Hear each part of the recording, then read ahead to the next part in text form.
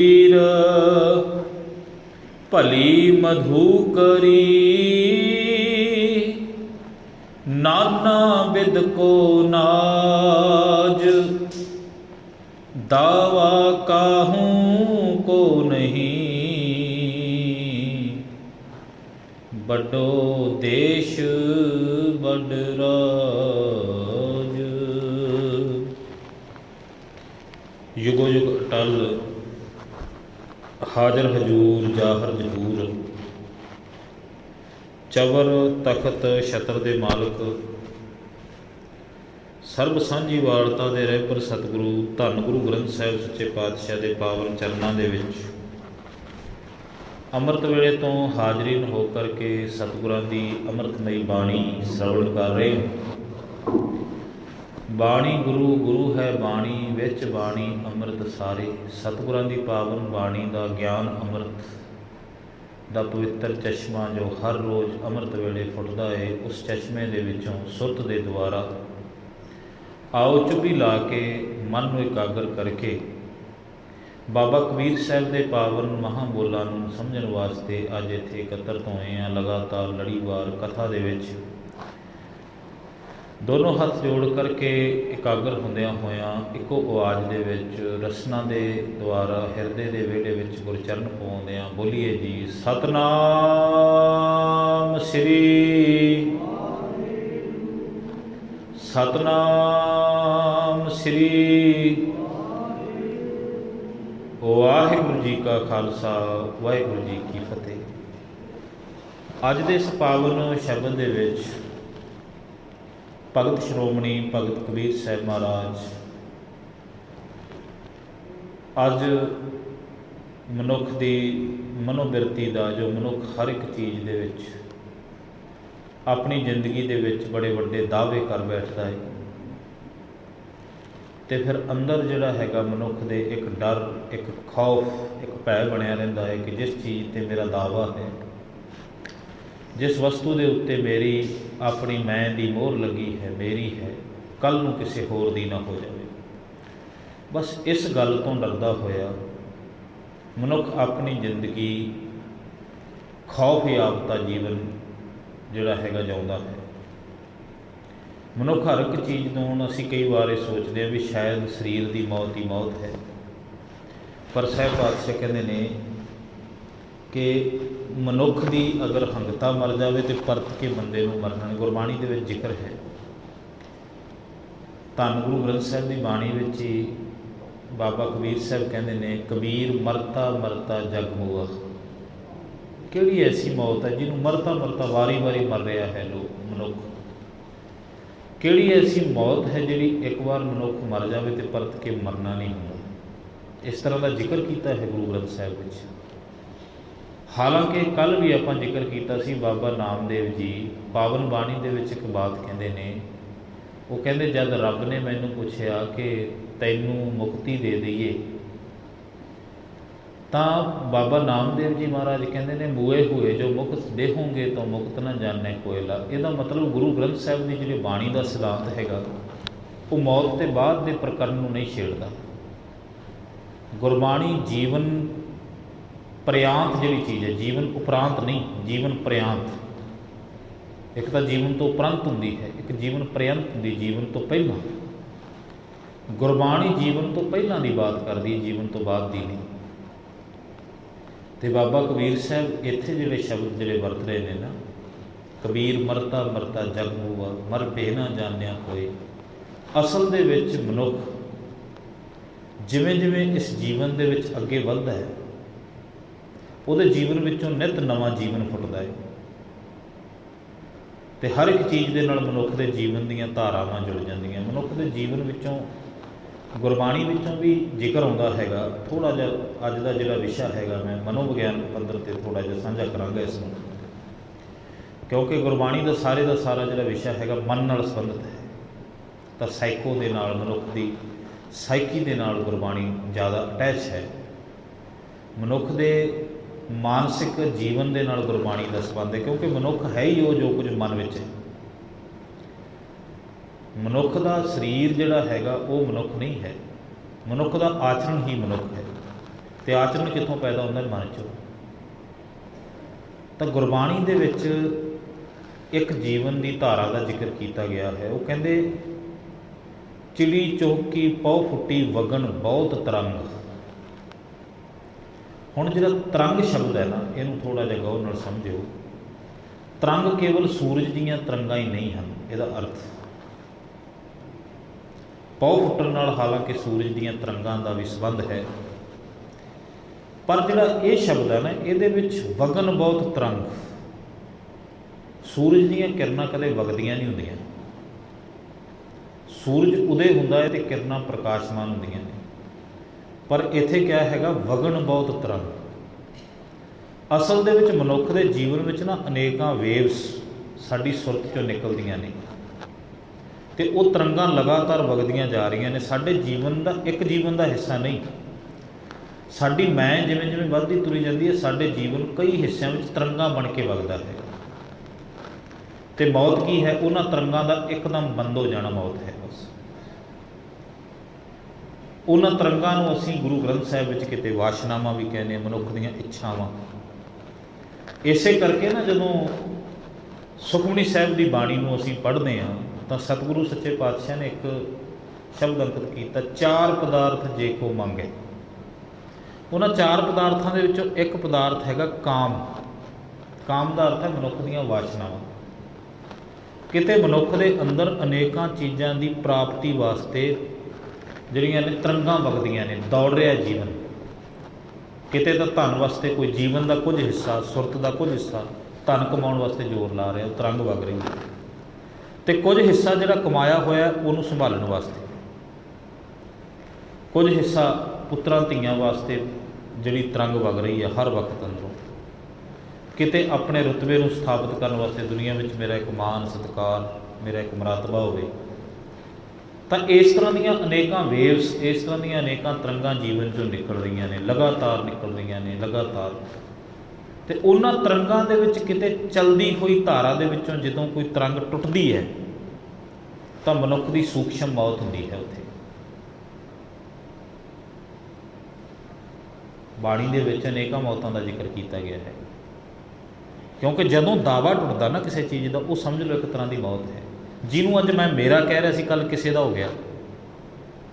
ਬਸ ਇੱਕ ਤਰ੍ਹਾਂ ਦੀ ਉਹ ਮੈਂ ਦੀ ਮੌਤ ਹੋ ਗਈ। ਫਿਰ ਬੰਦਾ ਰੋਂਦਾ ਹੈ। ਸਰੀਰ ਤਾਂ ਬਹੁਤ ਲੰਮਾ ਸਮਾਂ ਬਾਅਦ ਜਾ ਕੇ ਕਿਤੇ ਮਰਦਾ ਹੈ। ਮਨੁੱਖ ਤਾਂ ਹਜ਼ਾਰਾਂ ਮੌਤਾਂ ਨੂੰ ਆਪਣੀ ਮੌਤ ਤੋਂ ਪਹਿਲਾਂ ਸਾਹਮਣਾ ਕਰ ਚੁੱਕਿਆ ਹੁੰਦਾ ਹੈ। ਬੰਦੇ ਨੇ ਰਿਸ਼ਤੇ ਬਣਾਏ ਨੇ, ਹਰ ਇੱਕ ਰਿਸ਼ਤੇ ਨਾਲ ਇੱਕ ਆਪਣੀ ਅਟੈਚਮੈਂਟ ਹੈ। ਜਦੋਂ ਇਹ ਡਿਟੈਚ ਹੋਏਗਾ, ਰਿਸ਼ਤਾ ਟੁੱਟੇਗਾ, ਤਾਂ ਉਸੇ ਵਕਤ ਹੀ ਮਨੁੱਖ ਦੇ ਅੰਦਰ ਦੁੱਖ ਹੋਏਗਾ। ਬੰਦੇ ਦੇ ਅੰਦਰ ਹਜ਼ਾਰਾਂ ਰਿਸ਼ਤਿਆਂ ਨੂੰ ਜੋੜਨ ਦੀਆਂ ਖੁਸ਼ੀਆਂ ਨੇ, ਉੱਥੇ ਹਜ਼ਾਰਾਂ ਦੇ ਟੁੱਟ ਜਾਣ ਦਾ ਦੁੱਖ ਵੀ ਬੰਦਾ ਨਾਲ ਲੈ ਕੇ ਤੁਰ ਪੈਂਦਾ। ਇਸੇ ਕਰਕੇ ਕਿਹਾ ਕਬੀਰ, ਮਰਤਾ ਮਰਤਾ ਜਗ। ਕਹਿੰਦੇ ਬੰਦਾ ਹਰ ਰੋਜ਼ ਮਰ ਰਿਹਾ ਹੈ। ਜਦੋਂ ਕੋਲੋਂ ਕੁਝ ਖੁੱਸ ਰਿਹਾ ਹੈ ਅਤੇ ਉਹਦੇ ਅੰਦਰ ਉਸ ਵਸਤੂ ਦੇ ਪ੍ਰਤੀ ਜਿਹੜੀ ਮੈਂ ਦੀ ਭਾਵਨਾ ਸੀਗੀ, ਉਸ ਪ੍ਰਥਾਏ ਉਹ ਮੈਂ ਦੀ ਭਾਵਨਾ ਜਦੋਂ ਟੁੱਟੀ ਤਾਂ ਬੰਦੇ ਦੀ ਇੱਕ ਤਰ੍ਹਾਂ ਦੀ ਮੌਤ ਹੋ ਗਈ। ਇਸੇ ਕਰਕੇ ਅਨੇਕਾਂ ਜਿਹੜੀਆਂ ਤਰੰਗਾਂ ਨੇ ਉਹ ਵਗ ਰਹੀਆਂ ਨੇ, ਰਿਸ਼ਤਿਆਂ ਦੀਆਂ, ਧਨ ਦੀਆਂ, ਦੌਲਤ ਦੀਆਂ। ਅਤੇ ਉਹਦੇ ਵਿੱਚ ਜਿਹੜਾ ਦਾਵਾ ਹੈ, ਉਹ ਦਾਵਾ ਹੀ ਮਨੁੱਖ ਦੇ ਜਦੋਂ ਟੁੱਟਦੇ ਨੇ ਦਾਅਵੇ, ਅਤੇ ਬੰਦੇ ਨੂੰ ਦੁੱਖ ਹੁੰਦਾ ਹੈ ਉਹਨਾਂ ਦਾਅਵਿਆਂ ਨੂੰ। ਬਸ ਇਹ ਹੈ ਜੀਵਨ। ਅੱਜ ਦੇ ਇਸ ਪਾਵਨ ਸ਼ਬਦ ਵਿੱਚ ਕਿਹਾ ਹੈ, ਦੋ ਤਰ੍ਹਾਂ ਦੇ ਲੋਕ ਨੇ। ਇੱਕ ਜਿਹੜੇ ਜੀਵਨ ਦੇ ਵਿੱਚ ਜੋ ਕੁਝ ਜੀਵਨ ਪ੍ਰਿਆਂਤ ਪ੍ਰਾਪਤ ਹੁੰਦਾ ਹੈਗਾ, ਜੀਵਨ ਦੇ ਦੌਰਾਨ ਪ੍ਰਾਪਤ ਹੁੰਦਾ ਹੈ, ਉਸ ਨੂੰ ਕਹਿੰਦੇ ਨੇ ਇਹ ਮੇਰਾ ਹੈ, ਇਹ ਵੀ ਮੇਰਾ ਹੈ, ਆਹ ਵੀ ਮੇਰਾ ਹੈ, ਆਹ ਦੌਲਤ ਮੇਰੀ ਹੈ, ਆਹ ਸ਼ੌਹਰਤ ਮੇਰੀ ਹੈ, ਆਹ ਰੁਤਬਾ ਮੇਰਾ ਹੈ। ਜਦੋਂ ਕਿ ਰੁਤਬਾ ਕੋਈ ਅੱਜ ਤੱਕ ਕਿਸੇ ਦਾ ਨਹੀਂ ਹੋਇਆ। ਹੁਣ ਜੇ ਕੋਈ ਅੱਜ ਪ੍ਰਾਈਮ ਮਿਨਿਸਟਰ ਬਣ ਕੇ ਬਹਿੰਦਾ ਤਾਂ ਉਹ ਕਹਿੰਦਾ ਵੀ ਇਹ ਪ੍ਰਾਈਮ ਮਿਨਿਸਟਰ ਦਾ ਰੁਤਬਾ ਮੇਰਾ ਹੈ। ਕਿੰਨਾ ਕੁ ਸਮਾਂ ਉਹਨੂੰ ਮੇਰਾ ਕਹੇਗਾ? ਉਹ ਇੱਕ ਦਿਨ ਕਿਸੇ ਹੋਰ ਦਾ ਵੀ ਹੋਣਾ ਹੈ। ਹੁਣ ਬੰਦਾ ਜਿਹਨੂੰ ਮੇਰਾ ਮੇਰਾ ਕਹਿੰਦਾ, ਅਤੇ ਜਦੋਂ ਕਿਸੇ ਹੋਰ ਦੇ ਕੋਲ ਜਾਂਦਾ ਹੈ ਰੁਤਬਾ, ਫਿਰ ਬੰਦਾ ਰੋਂਦਾ ਹੈ। ਅਤੇ ਉਹ ਰੋਣ ਦਾ ਵੱਡਾ ਕਾਰਨ ਹੈ ਜਿਹੜਾ ਉਹਨੇ ਉਹਦੇ 'ਤੇ ਦਾਅਵਾ ਕਰ ਦਿੱਤਾ ਕਿ ਇਹ ਮੇਰਾ ਹੈ। ਕੋਈ ਬੰਦਾ ਮਹਿਲ ਦੇ ਵਿੱਚ ਬੈਠਾ ਹੈ, ਉਹ ਕਹਿੰਦਾ ਵੀ ਇਹ ਮਹਿਲ ਮੇਰਾ ਹੈ, ਅਤੇ ਰੋਂਦਾ ਕਦੋਂ ਹੈ? ਜਦੋਂ ਉਸ ਮੌਤ ਦਾ ਵੱਡਾ ਕਾਰਨ ਰੋਣ ਦਾ ਬੁਢਾਪੇ ਵੱਲ ਨੂੰ ਜਾਂਦਾ, ਬੰਦਾ ਦੁਖੀ ਹੋਣ ਦਾ ਵੱਡਾ ਕਾਰਨ ਕੀ? ਤੁਸੀਂ ਦੇਖਿਓ, ਨੌਜਵਾਨ ਦੇ ਚਿਹਰੇ 'ਤੇ ਜਿਹੜੀ ਖੁਸ਼ੀ ਹੈ ਉਹ ਬਜ਼ੁਰਗ ਦੇ ਚਿਹਰੇ 'ਤੇ ਤੁਹਾਨੂੰ ਨਹੀਂ ਮਿਲੇਗੀ। ਕਾਰਨ ਕੀ ਹੈਗਾ? ਜਿਨ੍ਹਾਂ ਨੂੰ ਜਵਾਨੀ ਦੇ ਵਿੱਚ ਜਿਹੜੀਆਂ ਚੀਜ਼ਾਂ ਪ੍ਰਾਪਤ ਕੀਤੀਆਂ ਸੀ ਤੇ ਜਿਨ੍ਹਾਂ ਦੇ ਉੱਤੇ ਦਾਅਵੇ ਕੀਤੇ ਸੀਗੇ, ਉਹ ਅੱਜ ਕੋਈ ਹੋਰ ਵਰਤ ਰਿਹਾ ਹੈਗਾ। ਇਸ ਚੀਜ਼ ਦਾ ਦੁੱਖ ਹੈ। ਹੁਣ ਤੁਸੀਂ ਕਿਤੇ ਦੇਖਿਆ ਜੇ, ਜਿਨ੍ਹਾਂ ਬਜ਼ੁਰਗਾਂ ਨੇ ਜ਼ਮੀਨ ਜਾਇਦਾਦ ਧਨ ਦੌਲਤ ਬਣਾਇਆ, ਉਹਨਾਂ ਦੇ ਬੱਚੇ ਵਰਤਦੇ ਨੇ। ਹੁਣ ਭਾਵਾਂ ਉਹ ਕਹਿੰਦਾ ਹੈ ਕਿ ਇਹ ਮੇਰੇ ਬੱਚੇ ਨੇ, ਅਤੇ ਮੇਰੀ ਜਿਹੜੀ ਜ਼ਮੀਨ ਨੂੰ, ਮੇਰੀ ਜਾਇਦਾਦ ਨੂੰ, ਮੇਰੇ ਟਰੈਕਟਰਾਂ ਨੂੰ, ਮੇਰੇ ਹਰ ਇੱਕ ਚੀਜ਼, ਮੇਰੇ ਜਿਹੜੇ ਸਵਾਰੀਆਂ ਕਰਨ ਵਾਸਤੇ ਸਾਧਨ ਸਨ, ਉਹਨਾਂ ਨੂੰ ਵਰਤ ਰਹੇ ਨੇ। ਪਰ ਫਿਰ ਵੀ ਉਹ ਫਿਕਰ ਯਾਬਤਾ ਹਰ ਵਕਤ ਰਹਿੰਦਾ ਹੈ। ਕਿਉਂ? ਜੋ ਕੁਝ ਇਹ ਵਰਤ ਰਹੇ ਨੇ, ਜਿਹੜੇ ਤਰੀਕੇ ਨਾਲ ਮੈਂ ਬਣਾਇਆ ਸੀ ਉਵੇਂ ਨਹੀਂ ਵਰਤ ਰਹੇ। ਆਹ ਦੁੱਖ ਹੈ ਅੰਦਰ। ਮੈਂ ਜਿਵੇਂ ਸੰਭਾਲਦਾ ਸੀ ਉਸ ਤਰ੍ਹਾਂ ਨਹੀਂ ਸੰਭਾਲ ਰਹੇ। ਉਹ ਅਸਲ ਦੇ ਵਿੱਚ ਇੱਕ ਸੂਖਸ਼ਮ ਦੁੱਖ ਹੈ, ਅਤੇ ਉਸ ਸੂਖਸ਼ਮ ਦੁੱਖ ਕਰਕੇ ਬੰਦਾ ਰੋਂਦਾ ਰਹਿੰਦਾ ਵੀ ਜਿਵੇਂ ਮੈਂ ਸੰਭਾਲਿਆ ਉਸੇ ਤਰ੍ਹਾਂ ਨਹੀਂ ਸੰਭਾਲ ਰਹੇ। ਜਿਹੜੇ ਢੰਗ ਨਾਲ ਮੈਂ ਕੱਪੜਿਆਂ ਦੀ ਸੰਭਾਲ ਕਰਦਾ ਸਾਂ, ਜਿਹੜੇ ਤਰੀਕੇ ਨਾਲ ਮੈਂ ਘਰ ਦੀ ਸੰਭਾਲ ਕਰਦਾ ਸਾਂ, ਉਸ ਤਰ੍ਹਾਂ ਨੂੰ। ਦੁਨੀਆ ਦੇ ਵਿੱਚ ਲੜਾਈ ਦਾ ਵੱਡਾ ਕਾਰਨ ਕੀ ਹੈਗਾ? ਨਹੁੰ ਅਤੇ ਸੱਸ ਦੀ ਲੜਾਈ ਕਿਉਂ ਪੈਂਦੀ ਹੈ? ਵੱਡਾ ਕਾਰਨ ਇਹ ਦਾਅਵੇ ਦਾ ਵੱਡਾ ਕਾਰਨ ਹੈ। ਬਾਬਾ ਫਰੀਦ ਕਬੀਰ ਸਾਹਿਬ ਅੱਜ ਬੜੀ ਗੰਭੀਰ ਵਿਸ਼ੇ ਨੂੰ ਛੂਹਿਆ ਉਹਨਾਂ ਨੇ। ਉਹ ਕਹਿੰਦੇ ਵੱਡਾ ਕਾਰਨ ਹੈਗਾ ਦਾਵਾ। ਨਹੁੰ ਨੇ ਘਰ ਸੰਭਾਲਿਆ, ਸੱਸ ਦਾ ਦਾਵਾ ਘਟ ਗਿਆ। ਇਹ ਬੜਾ ਗੰਭੀਰ ਵਿਸ਼ਾ ਹੈ, ਮਾਨਸਿਕ ਵਿਸ਼ਾ ਹੈ। ਹੁਣ ਉਹਦੇ ਅੰਦਰ ਇਹ ਚੀਜ਼ ਹੈ ਕਿ ਜੋ ਚੀਜ਼ਾਂ ਮੈਂ ਹੱਥਾਂ ਨਾਲ ਬਣਾਈਆਂ ਸਨ, ਆ ਚੌਂਕੇ ਨੇ, ਆ ਚੁੱਲ੍ਹੇ ਨੇ, ਆ ਕੰਧੋਲੀਆਂ ਨੇ, ਆ ਰਸੋਈ ਹੈ, ਜਿਹੜੇ ਬਰਤਨ ਸੀ ਜਾਂ ਜੋ ਕੁਝ ਵੀ ਹੈ, ਮੈਂ ਆਪਣੇ ਹੱਥੀਂ ਬਣਾਉਂਦੀ ਸਾਂ। ਹੱਥੀਂ ਇਹਨਾਂ ਕੱਪੜਿਆਂ ਨੂੰ ਜਿਹੜਾ ਘਰ ਵਿੱਚ ਬਾਗ ਫੁਲਕਾਰੀਆਂ ਸਭ ਕੁਝ ਪਿਆ ਹੈ। ਹੁਣ ਨੂੰਹ ਆਈ, ਨੂੰਹ ਦੇ ਮਨ ਦੇ ਵਿੱਚ ਇੱਕ ਖਿਆਲ ਪੈਦਾ ਹੋਇਆ, ਜੋ ਕੁਝ ਹੈ ਇਹ ਤਾਂ ਕਿਸੇ ਦਾ ਹੈ, ਮੈਂ ਆਪਣੇ ਦਾਅਵੇ ਵਾਸਤੇ ਕੁਝ ਆਪਣਾ ਬਣਾਵਾਂ। ਅਤੇ ਹੁਣ ਜਦੋਂ ਆਪਣੇ ਦਾਅਵੇ ਵਾਸਤੇ ਮੈਂ ਜਿਹੜਾ ਚੀਜ਼ ਮੇਰੀ ਹੋਵੇ, ਜਿਹਨੂੰ ਕੋਈ ਦੂਜਾ ਬੰਦਾ ਉਂਗਲ ਨਾ ਕਰ ਸਕੇ ਵੀ ਆਹ ਜਿਹੜੀ ਹੈਗੀ ਹੈ, ਇਹ ਜਿਹੜੀ ਦਾਜ ਪ੍ਰਥਾ ਹੈਗੀ, ਇਹ ਵੀ ਇੱਥੋਂ ਨਿਕਲੀ ਹੈ। ਨਹੀਂ ਤਾਂ ਕੋਈ ਵੱਡੀ ਗੱਲ ਨਹੀਂ ਸੀ ਕਿ ਜੋ ਕੁਝ ਘਰ ਵਿੱਚ, ਹੁਣ ਦੇਖੋ ਘਰ ਵਿੱਚ ਕਿਹਦੇ ਰੋਟੀ ਪਕਾਉਣ ਨੂੰ ਭਾਂਡੇ ਕਿਉਂ ਨਹੀਂ ਹੁੰਦੇ? ਹੁੰਦੇ ਨੇ, ਪਰ ਫਿਰ ਵੀ ਦਿੱਤੇ ਜਾਂਦੇ ਨੇ। ਕਾਰਨ ਕੀ ਹੈ? ਕਿਉਂਕਿ ਹਰ ਇੱਕ ਬੰਦਾ ਆਪਣੇ ਦਾਅਵੇ ਨੂੰ ਮੁੱਖ ਰੱਖਣਾ ਚਾਹੁੰਦਾ ਵੀ ਜੋ ਕੁਝ ਹੋਵੇ ਉਹਦੇ 'ਤੇ ਘੱਟੋ ਘੱਟ ਮੈਂ ਇਹ ਕਹਿ ਸਕਾਂ ਵੀ ਮੇਰਾ ਹੈ। ਤੁਸੀਂ ਕਿਤੇ ਦੇਖਿਆ ਜੇ, ਜਦੋਂ ਕਿਤੇ ਬੰਦਾ ਕਿਸੇ ਕਿਰਾਏ ਦੇ ਸਾਧਨ 'ਤੇ, ਸਪੋਜ਼ ਕਰੋ ਇੱਕ ਡਰਾਈਵਰ ਹੈ, ਉਹ ਕਿਸੇ ਸਾਧਨ ਨੂੰ ਚਲਾ ਰਿਹਾ ਹੈਗਾ, ਮਾਲਕ ਕੋਈ ਹੋਰ ਹੈ, ਓਨਰ ਕੋਈ ਹੋਰ ਹੈ, ਬੰਦਾ ਜਸਟ ਜਿਹੜਾ ਹੈਗਾ ਉਹਦਾ ਮੁਲਾਜ਼ਮ ਹੈਗਾ। ਉੱਥੇ ਕੀ ਵਾਪਰਦਾ ਨਾ, ਜਦੋਂ ਕਿਸੇ ਦੂਜੇ ਦੇ ਸਾਧਨ ਨੂੰ ਬੰਦਾ ਚਲਾਉਂਦਾ ਹੈ, ਉਤਨੀ ਕਸ਼ਿਸ਼, ਉਤਨੀ ਖਿੱਚ, ਉਨੀ ਪਿਆਸ ਉਹਦੇ ਪ੍ਰਤੀ ਨਹੀਂ ਉਹਦੀ ਹੁੰਦੀ, ਉਨੀ ਸੰਭਾਲ ਨਹੀਂ ਕਰੇਗਾ ਉਹ। ਅਤੇ ਜਦੋਂ ਮਾਲਕ ਖੁਦ ਚਲਾਉਂਦਾ, ਉਹ ਕਹਿੰਦਾ ਮੇਰਾ ਹੈ। ਅਤੇ ਜਦੋਂ ਇਹ ਸਮਝੇ ਇਹ ਕਿਸੇ ਦਾ ਹੈ, ਮੈਂ ਕੇਵਲ ਇੱਕ ਚਾਲਕ ਹਾਂ, ਉਹ ਹੋਰ ਤਰੀਕੇ ਨਾਲ ਬਿਹੇਵੀਅਰ ਕਰੇਗਾ। ਅਤੇ ਜਦੋਂ ਕਹੇਗਾ ਮੇਰਾ ਹੈ, ਇਹ ਮੇਰਾ ਆਪਣਾ ਹੈ, ਅਤੇ ਉਦੋਂ ਬਿਹੇਵੀਅਰ ਕੁਝ ਹੋਰ ਹੋਵੇਗਾ। ਬੜਾ ਫਰਕ ਹੈ। ਫਿਰ ਉਦੋਂ ਇੱਕ ਝਰੀਟ ਵੀ ਲੱਗ ਜਾਏ ਤਾਂ ਬੰਦਾ ਕਹਿੰਦਾ ਵੀ ਖਰਾਬ ਕਰ ਦਿੱਤਾ। ਅਤੇ ਜਦੋਂ ਉਹੀ ਡਰਾਈਵਰ ਚਲਾਉਂਦਾ ਹੈ ਅਤੇ ਉਹ ਕਹਿੰਦਾ ਵੀ ਭਾਈ ਆਹ ਫਲਾਣੀ ਚੀਜ਼ ਆ, ਇਹਦੇ ਵਿੱਚ ਵੱਜ ਗਿਆ ਸੀ ਕੁਝ, ਅਤੇ ਡੈਂਟ ਪੈ ਗਿਆ, ਅਤੇ ਆਪਦੇ ਓਨਰ ਨੂੰ ਕਹਿੰਦਾ ਇਹਨੂੰ ਕਢਵਾ ਕੇ ਲੈ ਕੇ ਆਓ, ਨਹੀਂ ਤਾਂ ਮੈਨੂੰ ਕੋਈ ਫਰਕ ਨਹੀਂ, ਮੈਂ ਤਾਂ ਇਸੇ ਤਰ੍ਹਾਂ ਲਈ ਫਿਰਾਂਗਾ। ਮਾਲਕ ਜੇ ਕੋਈ ਉਸ ਚੀਜ਼ ਨੂੰ ਕੋਈ ਟੱਚ ਵੀ ਕਰ ਜਾਵੇ, ਤਾਂ ਉਹਦੇ ਅੰਦਰ ਇੱਕ ਦੁੱਖ ਪੈਦਾ ਹੋ ਜਾਂਦਾ ਵੀ ਮੇਰਾ ਸੀ ਅਤੇ ਇਹਨੂੰ ਇਸ ਤਰ੍ਹਾਂ ਦਾ ਨੁਕਸਾਨ ਕਿਵੇਂ ਹੋ ਗਿਆ। ਬਸ ਆਹੀ ਫਰਕ ਹੈ। ਬਾਬਾ ਕਬੀਰ ਸਾਹਿਬ ਕਹਿੰਦੇ ਨੇ ਇੱਕ ਮੰਗਤਾ, ਮਧੂਕਰੀ ਸ਼ਬਦ ਵਰਤਿਆ ਹੈ ਇੱਥੇ, ਇਹਨੂੰ ਮੰਗਣ ਵਾਲਾ ਕਿਹਾ ਜਾਵੇਗਾ। ਮਧੂਕਰੀ ਦਾ ਅਰਥ ਹੁੰਦਾ ਉਹ ਭੋਜਨ ਜਿਹੜਾ ਮੰਗ ਕੇ ਇਕੱਠਾ ਕੀਤਾ ਹੋਵੇ, ਭਿਕਸ਼ਾ। ਦੋ ਚੀਜ਼ਾਂ ਦਾ ਜ਼ਿਕਰ ਕੀਤਾ। ਉਹ ਕਹਿੰਦੇ ਕਬੀਰ ਭਲੀ ਮਧੂਕਰੀ। ਹੁਣ ਅਸੀਂ ਤਾਂ ਕਹਿੰਦੇ ਹਾਂ ਮੰਗ ਕੇ ਖਾਣਾ ਬਹੁਤ ਬੁਰਾ ਹੈਗਾ, ਪਰ ਇੱਥੇ ਬਾਬਾ ਕਬੀਰ ਸਾਹਿਬ ਕਹਿੰਦੇ ਨੇ ਨਹੀਂ, ਜਦੋਂ ਕੋਈ ਹਜ਼ਾਰਾਂ ਘਰਾਂ ਦੇ ਵਿੱਚੋਂ, ਸਪੋਜ਼ ਕਰੋ ਅਸੀਂ ਗੁਰੂ ਘਰ ਦੇ ਵਿੱਚ ਆ, ਅਨੇਕਾਂ ਘਰਾਂ ਦੇ ਵਿੱਚੋਂ ਅਸੀਂ ਅਨੇਕਾਂ ਤਰ੍ਹਾਂ ਦੇ ਪਕਵਾਨ,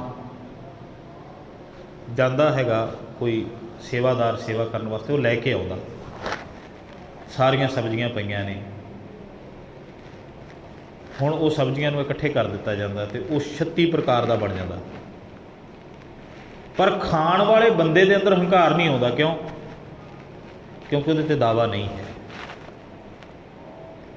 ਕਦੇ ਤੁਸੀਂ ਇਹ ਗੱਲ ਕਹੋਗੇ, ਹੁਣ ਦੇਖੋ ਪੈਲਸਾਂ ਵਿੱਚ, ਘਰਾਂ ਵਿੱਚ ਅਨੇਕਾਂ ਪ੍ਰਕਾਰ ਦੇ ਪਕਵਾਨ ਬਣਦੇ ਨੇ, ਵਾਹ ਬਈ ਵਾਹ, ਬੜਾ ਖਰਚ ਕਰ ਦਿੱਤਾ, ਬੜਾ ਪਕਵਾਨ ਬਹੁਤ ਤਰ੍ਹਾਂ ਦੇ ਬਣਾ ਲਏ। ਅਤੇ ਜਦੋਂ ਉਹੀ ਸਾਰੀਆਂ ਵਰਾਇਟੀਆਂ ਗੁਰਦੁਆਰਾ ਸਾਹਿਬ ਵਿੱਚ ਡਾਲੀ ਵਾਲਾ ਸਿੰਘ ਲੈ ਕੇ ਆਉਂਦਾ, ਅਸੀਂ ਕਹਿੰਦੇ ਵੀ ਵਾਹ ਵੀ ਵਾਹ, ਅੱਜ ਤਾਂ ਬੜੇ ਤਰ੍ਹਾਂ ਦਾ। ਕਿਉਂ? ਦਾਵਾ ਨਹੀਂ। ਬਾਬਾ ਕਬੀਰ ਸਾਹਿਬ ਕਹਿ ਰਹੇ ਨੇ, ਉਹ ਕਹਿੰਦੇ ਦਾਵਾ ਕੋਈ ਨਹੀਂ। ਕਿਉਂ? ਅਨੇਕਾਂ ਥਾਵਾਂ ਤੋਂ ਆਈ ਹੈ ਚੀਜ਼। ਤੇ ਖਾਣ ਵਾਲੇ ਦੀ ਜੇ ਨੀਅਤ ਵਿੱਚ ਇਹ ਗੱਲ ਹੈਗੀ, ਆਪਣੀ ਨਹੀਂ ਹੈ, ਕਿਸੇ ਨੇ ਭੇਜੀ ਹੈ, ਆਪਾਂ ਤਾਂ ਕੇਵਲ ਖਾਣ ਵਾਲੇ ਹਾਂ। ਤੇ ਉਹੀ 36 ਤਰ੍ਹਾਂ ਦੇ ਭੋਜਨ ਜੇ ਕਿਸੇ ਦੇ ਘਰ ਵਿੱਚ ਬਣਦੇ ਨੇ, ਤੇ ਬੰਦਾ ਕਹਿੰਦਾ ਵੀ ਇਹ ਜੇ ਕੋਈ ਹੋਰ ਵੀ ਖਾਣ ਵਾਲਾ ਆ ਜਾਵੇ ਤੇ ਉਹਨੂੰ ਕਹਿੰਦਾ ਵੀ ਪਿੱਛੇ ਹੋ ਕੇ ਬੈਠ, ਤੇਰੇ ਕੱਪੜੇ ਲਿਬੜੇ ਨੇ, ਤਾਂ ਬਹੁਤ ਵਧੀਆ ਪਕਵਾਨ ਬਣਿਆ ਹੋਇਆ, ਤੂੰ ਇਸ ਪੰਗਤ 'ਚ ਨਹੀਂ ਬੈਠ ਸਕਦਾ। ਤੇ ਗੁਰਦੁਆਰੇ ਦੇ ਲੰਗਰ ਵਿੱਚ ਕੋਈ ਵੀ ਆ ਕੇ ਜਦੋਂ ਮੰਗਦਾ ਵੀ ਭਾਈ ਇਹ ਤਾਂ ਗੁਰੂ ਘਰ ਵਾਸਤੇ, ਗੁਰੂ ਸੰਗਤਾਂ ਵੱਲੋਂ ਆਇਆ, ਤੇ ਕੁਝ ਵੀ ਹੋਵੇ ਉਹ ਛਕਾ ਦਿਓ, ਕਿਉਂ ਦਾਵਾ ਨਹੀਂ। ਜਦੋਂ ਕਿਸੇ ਇਹ ਚੀਜ਼ ਜਿਹੜੀ ਹੈ ਮਨੁੱਖ ਦੀਆਂ ਆ ਪਦਾਰਥਾਂ ਦੇ ਉੱਤੇ ਲਾਗੂ ਹੁੰਦੀ ਹੈ, ਜਦੋਂ ਬੰਦਾ ਇਹ ਸਮਝ ਕੇ ਬਹਿ ਜਾਂਦਾ ਨਾ ਸਭ ਕੁਝ ਮੇਰਾ ਹੈ, ਫਿਰ ਬੰਦਾ ਉਹ ਜਦੋਂ ਖੁੱਸਦੇ ਨੇ ਤੇ ਦੁਖੀ ਹੁੰਦਾ ਹੈ, ਜਦੋਂ ਆਉਂਦੇ ਨੇ ਖੁਸ਼ ਹੋ ਜਾਂਦਾ ਹੈ। ਹੁਣ ਜਿਹੜੀ ਚੀਜ਼ ਆਈ ਹੈ ਤਾਂ ਉਹਨੇ ਜਾਣਾ ਵੀ ਹੈਗਾ ਇੱਕ ਦਿਨ। ਜਦੋਂ 4 ਇੱਟਾਂ ਲਾ ਲੈਂਦਾ ਹੈਗਾ ਤੇ ਉਦੋਂ ਖੁਸ਼ ਹੋ ਜਾਂਦਾ, ਤੇ ਜਦੋਂ ਉਹੀ 4 ਢਹਿ ਜਾਂਦੀਆਂ ਨੇ ਫਿਰ ਦੁਖੀ ਹੁੰਦਾ ਰਹਿੰਦਾ। ਜਬ ਮਾਇਆ ਗਈ ਤਬ ਰੋਵਣ ਲੱਗਦਾ, ਜਬ ਕਿਛ ਮਿਲੇ ਤਬ ਗਰਭ ਕਰਤਾ।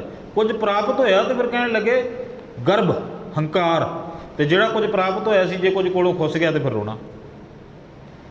ਤੇ ਜਦੋਂ ਮਨੁੱਖ ਨੇ ਇਹ ਸਮਝ ਲਿਆ ਵੀ ਮੈਂ ਤਾਂ ਹੈਗਾ ਮੰਗਤਾ, ਹਾਂ ਗੱਲ ਵੱਖਰੀ, ਅਸੀਂ ਹੈ ਤਾਂ ਸਾਰੇ ਮੰਗਤੇ ਹੀ, ਨਿੱਤ ਮੰਗਦੇ ਹਾਂ। ਕਦੇ ਸਾਨੂੰ ਉਹ ਮਾਂ ਪਿਓ ਦੇ ਰੂਪ ਵਿੱਚ ਸਾਡੀ ਝੋਲੀ ਵਿੱਚ ਕੁਝ ਪਾਉਂਦਾ ਹੈ, ਕਿਤੇ ਬੱਚਿਆਂ ਦੇ ਰੂਪ ਵਿੱਚ ਸਾਡੇ ਮੂੰਹ ਵਿੱਚ ਬੁਰਕੀਆਂ ਪਾਉਂਦਾ, ਕਦੇ ਬੱਚੇ ਬਣ ਕੇ ਮਾਂ ਪਿਓ ਦੀ ਸੇਵਾ ਕਰਦਾ ਉਹ ਆਪ ਹੀ ਹੈਗਾ, ਤੇ ਕਿਤੇ ਮਾਂ ਪਿਓ ਬਣ ਕੇ ਬੱਚਿਆਂ ਨੂੰ ਸੰਭਾਲਦਾ ਉਹ ਆਪ ਹੈਗਾ। ਅਸੀਂ ਸਾਰੀ ਉਮਰ ਇੰਡੀਪੈਂਡ ਨਹੀਂ ਹੋ ਸਕਦੇ, ਕਦੇ ਵੀ ਆਜ਼ਾਦ ਬਿਲਕੁਲ ਆਪਣੇ ਆਪ ਦੇ ਉੱਤੇ ਨਿਰਭਰ ਨਹੀਂ ਹੋ ਸਕਦੇ। ਅਸੀਂ ਸਵੈ ਨਿਰਭਰ ਨਹੀਂ ਹਾਂ, ਮਨੁੱਖ ਸਵੈ ਨਿਰਭਰ ਨਹੀਂ ਹੈ। ਮਨੁੱਖ ਦੂਜਿਆਂ ਦੇ ਉੱਤੇ ਦਾ ਨਦਰ ਡਿਪੈਂਡਡ, ਦੂਜਿਆਂ ਦੇ ਉੱਤੇ ਨਿਰਭਰ ਹੈਗਾ, ਆਪਣੇ ਆਪ 'ਤੇ ਨਹੀਂ, ਕਿਉਂਕਿ ਹਰ ਇੱਕ ਚੀਜ਼ ਵਾਸਤੇ ਇਹਨੂੰ ਦੂਜਾ ਚਾਹੀਦਾ ਹੈ। ਟਾਲਸਟਾਏ ਕਹਿੰਦਾ ਦ ਅਦਰ ਇਜ਼ ਹੈਲ। ਉਹ ਕਹਿੰਦਾ ਦੂਜਾ, ਜਦੋਂ ਦੂਜਾ ਸ਼ੁਰੂ ਹੋ ਜਾਂਦਾ ਨਾ ਫਿਰ ਕਹਿੰਦਾ ਨਰਕ ਸ਼ੁਰੂ ਹੁੰਦਾ ਹੈਗਾ। ਜਿਸ ਦਿਨ ਇਹ ਉਸ ਇੱਕ ਦੇ ਉੱਤੇ ਨਿਰਭਰ ਹੋ ਗਿਆ ਨਾ, ਕਹਿਣ ਲੱਗੇ ਇਹ ਨਰਕ ਤੋਂ ਬਚ ਜਾਏਗਾ। ਬੰਦੇ ਨੇ ਸਾਰਾ ਕੁਝ, ਜਿੰਨਾ ਕੁਝ ਜਿਹੜਾ ਹੈਗਾ ਪੈਦਾ ਕੀਤਾ ਹੈਗਾ, ਹੈ ਦੂਜਿਆਂ ਦੇ ਉੱਤੇ ਨਿਰਭਰ, ਤੇ ਦੂਜਿਆਂ ਦੇ ਰੂਪ ਦੇ ਵਿੱਚ ਕਿਤੇ ਉਹ ਪਿਤਾ ਬਣ ਕੇ। ਹੁਣ ਤੁਸੀਂ ਦੇਖੋ ਨਾ, ਅਸੀਂ ਹਰ ਰੋਜ਼ ਅਰਦਾਸ ਕਰਦੇ ਹਾਂ, ਅਰਦਾਸ ਦੇ ਵਿੱਚ ਅਸੀਂ ਇਹ ਕਿਉਂ ਕਹਿੰਦੇ ਹਾਂ, ਤੂੰ ਠਾਕੁਰ ਤੁਮ ਪੈ ਅਰਦਾਸ, ਜੀਓ ਪਿੰਡ ਸਭ ਤੇਰੀ ਰਾਸ, ਤੁਮ ਮਾਤ ਪਿਤਾ ਹਮ ਬਾਰਕ ਤੇਰੇ, ਤੁਮਰੀ ਕਿਰਪਾ ਮੈਂ ਸੂਖ ਨੇਰੇ। ਇਹ ਕਿਉਂ ਕਹਿੰਦੇ ਆ? ਕਹਿਣ ਦਾ ਭਾਵ ਜਿੰਨੇ ਰਿਸ਼ਤੇ ਬਣੇ ਨੇ ਸਾਰਿਆਂ ਵਿੱਚ ਤੂੰ ਹੈ। ਕਬੀਰ ਸਾਹਿਬ ਕਿਤੇ ਕਹਿੰਦੇ ਨੇ ਕਿ ਏਕ ਨੂਰ ਤੇ ਸਭ ਜਗ ਉਪਜਿਆ, ਸਾਰਾ ਸੰਸਾਰ ਇੱਕ ਨੂਰ ਚੋਂ ਪੈਦਾ ਹੋਇਆ। ਕਿਤੇ ਭਗਤ ਫਰੀਦ ਸਾਹਿਬ ਕਹਿੰਦੇ ਨੇ ਫਰੀਦਾ ਖਾਲਕ ਖਲਕ ਮੈਂ, ਖਲਕ ਵਸੇ ਰੱਬ ਮਾਏ, ਤਾਂ ਕਿ ਮੈਨੂੰ ਹੰਕਾਰ ਨਾ ਆ ਜਾਵੇ ਕਿ ਮੈਂ ਕੁਝ ਹਾਂ, ਮੈਂ ਤਾਂ ਇੱਕ ਮੰਗਤਾ ਹਾਂ, ਤੇ ਆ ਜਿਹੜੀਆਂ ਨਿਆਮਤਾਂ ਇਕੱਠੀਆਂ ਹੋ ਗਈਆਂ ਨੇ ਸਾਰੀਆਂ ਤੇਰੀਆਂ ਦਿੱਤੀਆਂ ਨੇ, ਮੈਂ ਤਾਂ ਵਰਤਣ ਵਾਲਾ, ਤੂੰ ਦਾਤਾ ਹੈ। ਤੇ ਅਸੀਂ ਨਿੱਤ ਪੜ੍ਹਦੇ ਹਾਂ ਦੱਦਾ ਦਾਤਾ ਏਕ ਹੈ, ਸਭ ਕੋ ਦੇਵਣਾ ਹਾਰ, ਦੇਂਦੇ ਤੋਟ ਨਾ ਆਵਈ, ਅਗੰਤ ਭਰੇ ਭੰਡਾਰ। ਹੁਣ ਜੋ ਕੁਝ ਦਿੱਤਾ ਹੈ ਉਹਦਾ ਦਿੱਤਾ ਹੋਇਆ ਹੈ, ਅਸੀਂ ਵਰਤਣ ਵਾਲੇ ਹਾਂ। ਤੇ ਜੇ ਵਰਤਣ ਵਾਸਤੇ ਸਾਨੂੰ ਮਿਲਿਆ ਹੈ ਫਿਰ ਇਹ 'ਤੇ ਦਾਵਾ ਕੋਈ ਨਹੀਂ। ਜਿਸ ਦਿਨ ਵਰਤਣ ਵਾਲੇ ਨੇ ਜਿਹਨੇ ਦਿੱਤਾ ਸੀ ਉਹਨੇ ਵਾਪਸ ਲੈ ਲਿਆ, ਤੇ ਫਿਰ ਕਹਿਣ ਲੱਗੇ ਰੋਸ ਵੀ ਕੋਈ ਨਹੀਂ, ਦੇਣ ਵਾਲੇ ਨੇ ਦਿੱਤਾ ਸੀ, ਤੇ ਜਿਸ ਦਿਨ ਉਹਦੀ ਮਰਜ਼ੀ ਹੋਈ ਉਹਨੇ ਵਾਪਸ ਲੈ ਲਿਆ। ਅਸੀਂ ਕਹਿੰਦੇ ਨਾ ਰੋਸ ਨਾ ਕਾਹੂੰ ਸੰਗ ਕਰੋ, ਫਿਰ ਕਹੀਏ ਰੋਸ ਨਾ ਕੀਜੈ। ਉਹ ਕਹਿੰਦੇ ਜਿਸ ਕੀ ਬਸਤ ਸੋਈ ਲੈ ਜਾਏਗਾ, ਰੋਸ ਕਿਸੇ ਕਿਉਂ ਦੀਜੈ। ਉਹ ਕਹਿਣ ਲੱਗੇ ਜਿਹਦੇ ਪਦਾਰਥ ਹੈਗੇ ਨੇ ਉਹ ਲੈ ਗਿਆ, ਹੁਣ ਕਿਹਦੇ ਦੇ ਉੱਤੇ ਰੋਸਾ ਕਰੀਏ। ਇਹ ਸਰੀਰ ਵੀ ਕਿਸੇ ਦਿਨ ਉਹਨੇ ਦਿੱਤਾ ਸੀਗਾ ਤੇ ਉਹਨੇ ਵਾਪਸ ਲੈ ਲਿਆ, ਤੇ ਫਿਰ ਰੋਸ ਕੀ। ਤੇ ਇਹ ਸਰੀਰ ਨੂੰ ਵਰਤਣ ਵਾਸਤੇ ਪਦਾਰਥ ਵੀ ਉਹਨੇ ਦਿੱਤੇ ਸੀਗੇ ਤੇ ਉਹਨੇ ਵਾਪਸ ਲੈ ਲਿਆ, ਤੇ ਫਿਰ ਰੋਸਾ ਕਾਹਦਾ। ਅੱਜ ਦੇ ਇਸ ਸ਼ਬਦ ਵਿੱਚ ਇਹੀ ਬਾਤ ਬਾਬਾ ਕਬੀਰ ਸਾਹਿਬ ਸਮਝਾ ਰਹੇ ਨੇ। ਉਹ ਕਹਿੰਦੇ ਕਬੀਰ ਭਲੀ ਮਧੂਕਰੀ, ਬੰਦੇ ਨੂੰ ਸਮਝ ਆ ਜਾਵੇ ਜੋ ਕੁਝ ਖਾ ਰਿਹਾ ਮੈਂ ਮੰਗ ਕੇ ਖਾ ਰਿਹਾ, ਮੇਰਾ ਆਪਣਾ ਕੁਝ ਨਹੀਂ। ਕਬੀਰ ਭਲੀ ਮਧੂਕਰੀ, ਨਾਨਾ ਬਿਦ ਕੋ ਨਾਜ਼, ਨਾਜ਼ ਕਹਿੰਦੇ ਨੇ ਅਨਾਜ ਨੂੰ, ਸ਼ਬਦ ਨਾਜ਼ ਹੀ ਲਿਖਿਆ ਹੋਇਆ ਪਰ ਅਨਾਜ ਸ਼ਬਦ ਹੈ, ਅਨੇਕਾਂ ਤਰ੍ਹਾਂ ਦੇ ਪਕਵਾਨ। ਉਹ ਕਹਿੰਦੇ ਉਹੀ ਪਕਵਾਨ ਜਦੋਂ ਕੋਈ 4 ਪੈਸੇ, ਕੋਈ 4 ਛਿੱਲੜ ਇਕੱਠੇ ਕਰਕੇ ਖਰਚ ਕੇ ਬੰਦਾ ਬਣਾਉਂਦਾ ਤੇ ਉਸ ਪਕਵਾਨ ਦਾ ਹੰਕਾਰ ਹੋ ਜਾਂਦਾ। ਤੇ ਉਹੀ ਪਕਵਾਨ ਜਦੋਂ ਕਈ ਘਰਾਂ ਦੇ ਵਿੱਚੋਂ ਆ ਕੇ ਇੱਕ ਥਾਂ 'ਤੇ ਮਧੂਕਰੀ ਦੇ ਰੂਪ ਦੇ ਵਿੱਚ, ਇੱਕ ਭਿਕਸ਼ਾ ਦੇ ਰੂਪ ਦੇ ਵਿੱਚ ਪਿਆ ਹੈ, ਤੇ ਫਿਰ ਉਹੀ ਪਕਵਾਨ ਹੰਕਾਰ ਨਹੀਂ ਪੈਦਾ ਕਰਦਾ, ਨਿਮਰਤਾ ਪੈਦਾ ਕਰਦਾ ਹੈ। ਦਾਵਾ ਕਾਹੂੰ, ਕਿਉਂਕਿ ਉਹਦੇ 'ਤੇ ਦਾਵਾ ਨਹੀਂ। ਤੇ ਉਹ ਕਹਿੰਦੇ ਉਹੀ ਚੀਜ਼ ਜਿਹੜੀ ਹੈਗੀ ਹੈ ਤੇਰੇ ਪਦਾਰਥਾਂ ਦੇ ਉੱਤੇ, ਤੇਰੇ ਦੂਜੀਆਂ ਚੀਜ਼ਾਂ 'ਤੇ ਢੁਕਦੀ ਹੈ। ਤੂੰ ਮਹਿਲ ਦੇ ਵਿੱਚ ਬੈਠਾ ਹੈ। ਇੱਕ ਸ਼ਾਇਦ ਤੁਸੀਂ ਪੀਰ ਗੌਸ ਦੀ ਅਬੂ ਦੀ ਕਿਤੇ ਸੁਣੀ ਹੋਵੇ ਕਿਤੇ ਬਾਤ, ਉਹ ਕਿਸੇ ਬਾਦਸ਼ਾਹ ਦੀ ਜਿਹੜੀ ਹੈਗੀ ਹੈ ਬੂਹੇ ਦੇ ਵਿੱਚ ਬੈਠਾ ਹੈਗਾ, ਬਾਦਸ਼ਾਹ ਅੰਦਰ ਬੈਠਾ, ਉਹਨੇ ਬਾਦਸ਼ਾਹ ਨੇ ਆਪਣੀ ਡਿਊਟੀ ਤੋਂ ਜਦੋਂ ਨਿਗਾਹ ਮਾਰੀ ਨਾ, ਤੇ ਅੱਗੇ ਫਕੀਰ ਇੱਕ ਬਾਦਸ਼ਾਹ ਦੇ ਬੂਹੇ ਦੇ ਅੱਗੇ ਅੱਗ ਬਾਲ ਕੇ ਬੈਠਾ। ਬਾਦਸ਼ਾਹ ਨੇ ਆਪਣੇ ਅਹਿਲਕਾਰਾਂ ਨੂੰ ਆਖਿਆ, ਇਸਲਾਮਿਕ ਵਾਰਤਾ ਹੈਗੀ। ਉਹ ਕਹਿੰਦਾ ਜਾਓ ਪਤਾ ਕਰੋ ਫਕੀਰ ਕਿਉਂ ਬੈਠਾ ਹੈਗਾ, ਕਾਰਨ ਕੀ ਹੈਗਾ, ਕੀ ਮੰਗਣਾ ਚਾਹੁੰਦਾ ਹੈ, ਉਹਨੂੰ ਕੀ ਲੋੜ ਹੈ। ਹੁਣ ਵੈਸੇ ਜਿਹੜੇ ਫਕੀਰ ਹੋ ਜਾਂਦੇ ਨੇ, ਬੇਫਿਕਰ ਹੋ ਜਾਂਦੇ ਨੇ, ਉਹਨੂੰ ਲੋੜ ਕੋਈ ਨਹੀਂ ਰਹਿੰਦੀ। ਅਸੀਂ ਨਾ ਜਿੰਨੀਆਂ ਆਪਣੀਆਂ ਜ਼ਰੂਰਤਾਂ ਸੰਕੋਚ ਲਾਂਗੇ ਉਨੇ ਚੰਗੇ ਰਹਾਂਗੇ। ਜਿਹਦੀਆਂ ਜਿੰਨੀਆਂ ਜ਼ਰੂਰਤਾਂ ਵੱਧ ਜਾਂਦੀਆਂ ਨੇ ਉਹਨਾਂ ਬੰਦਾ ਦੁਖੀ ਹੁੰਦਾ ਹੈ। ਲੋੜਾਂ ਜਿੰਨੀਆਂ ਵੀ ਘੱਟ ਹੋਣ ਮਨੁੱਖ ਦੀਆਂ, ਸ਼ਾਇਦ ਤੁਸੀਂ ਵਾਰਤਾ ਸੁਣੀ ਹੋਵੇ, ਇੱਕ ਛੋਟੀ ਜਿਹੀ ਬਾਤ ਮੈਂ ਕਦੇ ਪਹਿਲਾਂ ਵੀ ਸਾਂਝੀ ਕੀਤੀ ਹੋਵੇ ਕਿ ਇੱਕ ਫਕੀਰ ਹੈਗਾ ਅਤੇ ਉਹ ਤੁਰਿਆ ਜਾਂਦਾ ਰਸਤੇ ਵਿੱਚ, ਅਤੇ ਉਹ ਕਿਤੇ ਵਿਚਾਰਾ 10 ਮਿੰਟ ਕਿਸੇ ਰੁੱਖ ਦੇ ਥੱਲੇ ਆਰਾਮ ਕਰਨ ਵਾਸਤੇ ਜਿਹੜਾ ਹੈਗਾ ਉਹ ਰੁੱਖ ਦੀ ਢੋਲ ਲਾ ਕੇ ਕਿਤੇ ਬੈਠ ਗਿਆ। ਬੈਠੇ ਦੀਆਂ ਅੱਖਾਂ ਬੰਦ ਹੋਈਆਂ, ਕੋਲੇ ਇੱਕ ਗੋਦੜੀ ਸੀਗੀ, ਅਤੇ ਉਹ ਚੋਰ ਆਏ। ਉਹ ਕਹਿੰਦੇ ਵੀ ਘੱਟੋ ਘੱਟ ਹੋਰ ਨਹੀਂ ਤਾਂ ਇਹਦੇ ਕੋਲ ਕੁਝ ਨਾ ਕੁਝ ਤਾਂ ਹੋਵੇਗਾ ਲੋਕਾਂ ਦਾ ਦਿੱਤਾ ਹੋਇਆ। ਉਹ ਗੋਦੜੀ ਚੁੱਕ ਕੇ ਲੈ ਗਏ। ਹੁਣ ਗੋਦੜੀ ਕੀ ਸੀਗੀ, ਇੱਕ ਵੱਡੀ ਲੋਈ ਸੀ ਜਿਹਨੂੰ ਗੰਢਾਂ ਦੇ ਕੇ ਗੋਦੜੀ ਬਣਾਇਆ ਹੋਇਆ ਸੀ। ਚਾਰੇ ਕੋਨਿਆਂ ਨੂੰ ਗੰਢਾਂ ਮਾਰ ਕੇ ਇੱਕ ਝੋਲੀ ਬਣਾ ਲਈ। ਹੁਣ ਉਹ ਚੋਰ ਜਿਹੜੇ ਸੀਗੇ ਉਹ ਅਜੇ ਚੋਰੀ ਕਰਕੇ ਥੋੜ੍ਹੀ ਦੂਰ ਗਏ ਨੇ, ਅਤੇ ਫਕੀਰ ਨੇ ਦੇਖਿਆ ਵੀ ਮੇਰਾ ਜੋ ਕੁਝ ਸੀ ਸਭ ਕੁਝ ਲੁੱਟਿਆ ਗਿਆ। ਹੁਣ ਉਹ ਫਕੀਰ ਨਾ ਕੋਲੇ ਕੋਤਵਾਲੀ ਉਹਨੇ ਸਾਹਮਣੇ ਦੇਖੀ। ਫਕੀਰ ਕਹਿੰਦਾ ਵੀ ਵਕਤ ਦਾ ਪ੍ਰਸ਼ਾਸਨ ਹੈਗਾ, ਇਹਨਾਂ ਕੋਲ ਸ਼ਿਕਾਇਤ ਕਰੀਏ, ਜਿਹੜੀ ਚੀਜ਼ ਆਪਣੀ ਚੋਰੀ ਹੋਈ ਹੈ ਲਿਖਵਾਈਏ। ਉਹ ਕਹਿੰਦਾ ਜੀ ਮੇਰਾ ਨਾ ਸਮਾਨ ਚੋਰੀ ਹੋ ਗਿਆ।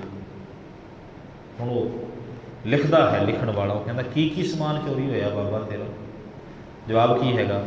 ਉਹ ਕਹਿੰਦਾ ਵੀ ਇੱਕ ਤਾਂ ਨੀਚੇ ਵਿਛਾਉਣ ਵਾਲੀ ਜਿਹੜੀ ਚਟਾਈ,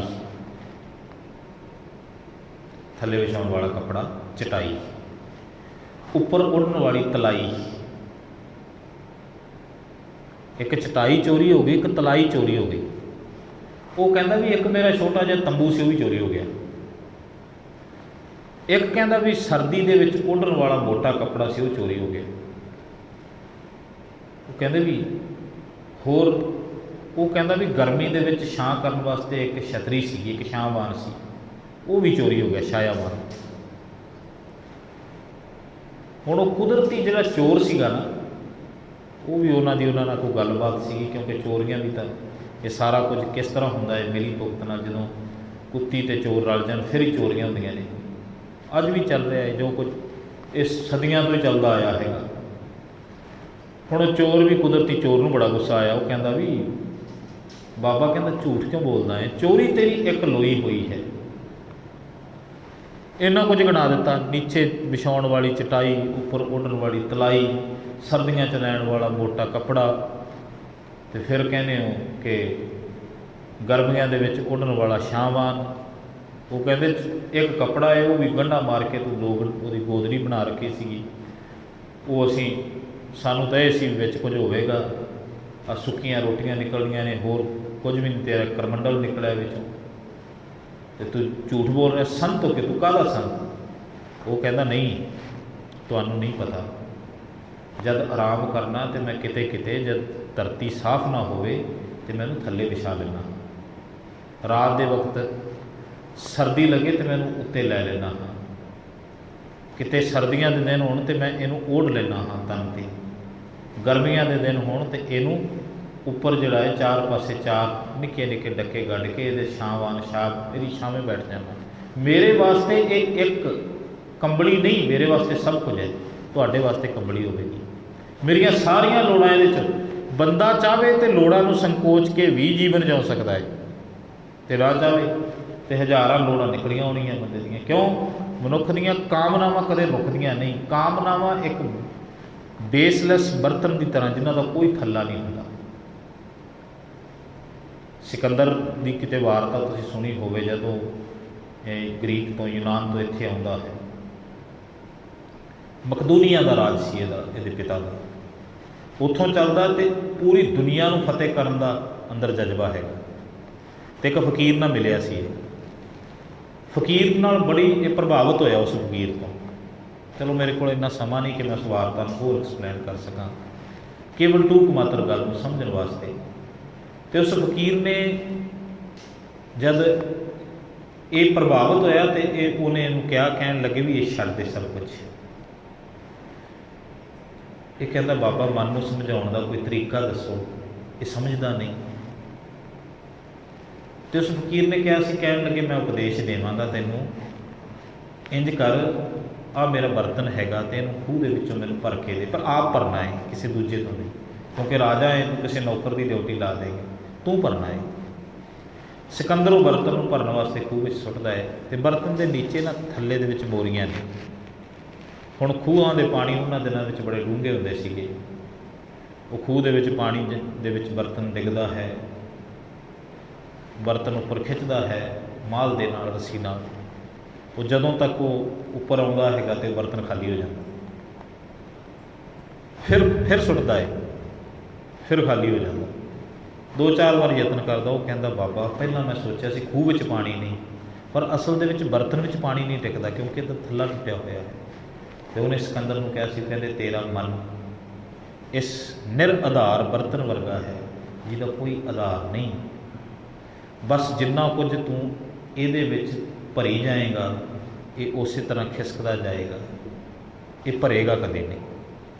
ਮਨੁੱਖੀ ਮਨ ਵਾਸ਼ਨਾਵਾਂ ਦੇ ਨਾਲ ਇਸ ਤਰ੍ਹਾਂ ਵੱਧਦੀਆਂ ਤੁਰੀਆਂ ਜਾਂਦੀਆਂ ਨੇ।